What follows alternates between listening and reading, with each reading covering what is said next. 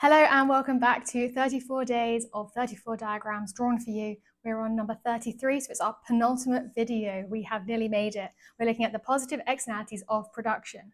Now this is pretty rare. We've got to try and think of an example of a time when the production of something is actually good for the environment.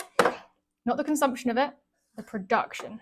So on my y-axis, I've got my costs and my benefits. On my x-axis, I've got my quantity. Now, I would think that the production of, for example, a plastic chair that is made by trawling the oceans and collecting waste plastic, and then they melt that down and turn that into a chair, that would be beneficial for society. And so that would be an example of positive externalities of production. We're going to start, like we start so many of our diagrams, we're going to draw demand downwards, but instead of calling it demand, we're going to call it marginal private benefits. Then we're going to draw supply to the sky.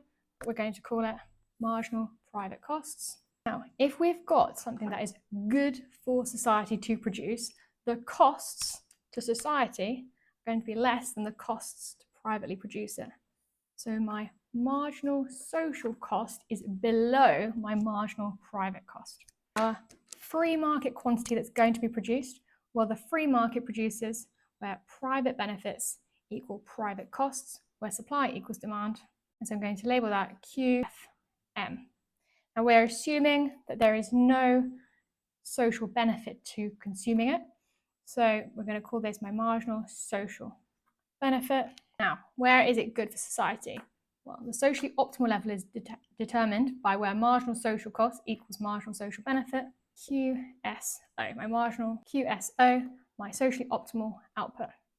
We read up from the free market quantity to find our triangle of dead weight loss.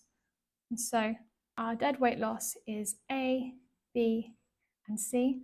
And we can see that it would be beneficial to society if we increased production or consumption of this good.